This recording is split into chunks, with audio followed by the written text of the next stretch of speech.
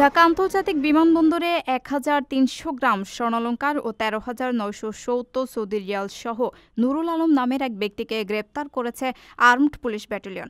শুক্রবার দুপুর ২টা ২০ মিনিটে বিমানবন্দরের বহুতল কার পার্কিংয়ের নিচতলায় টহলরত আর্মড পুলিশ ব্যাটালিয়ন সদস্যরা তার সন্দেহজনক আচরণে তাকে গ্রেপ্তার করে। পুলিশ জানায়, নুরুল আলম উপস্থিতি টের পেয়ে পালানোর চেষ্টা করেন। পরে তাকে ব্যাটালিয়ন অফিসে আনা হলে তল্লাশিতে তার গলায় ঝোলানো ব্যাগ ও পোশাকের পকেট থেকে ১.৩ কেজি ২১, ২২ ও ২৪ ক্যারেটের স্বর্ণালংকার এবং বিদেশি মুদ্রা উদ্ধার করা হয়। প্রাথমিক জিজ্ঞাসাবাদে তিনি স্বীকার করেছেন, দীর্ঘদিন ধরে বিমানবন্দরে স্বর্ণ চোরাচালান সিন্ডিকেটের রিসিভার হিসেবে কাজ করতেন তিনি। এ ঘটনায় বিশেষ ক্ষমতা আইন ১৯৭৪ অনুযায়ী মামলা প্রক্রিয়াধীন।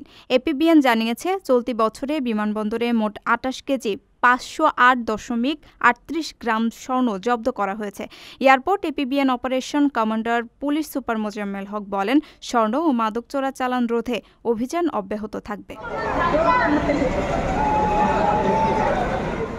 আপনার স্বপ্নগুলো আকাশ ছুবে প্রবাসীর হেলিকপ্টারের মাধ্যমে। বিয়ে, জন্মদিন অথবা যে কোনো বিশেষ প্রয়োজনে হেলিকপ্টার ভাড়া করতে যোগাযোগ করুন স্ক্রিনে দেয়া নাম্বারে। প্রবাসীর হেলিকপ্টার, নিরাপদ ও সাশ্রয়ী বাহনের বিশ্বস্ত নাম।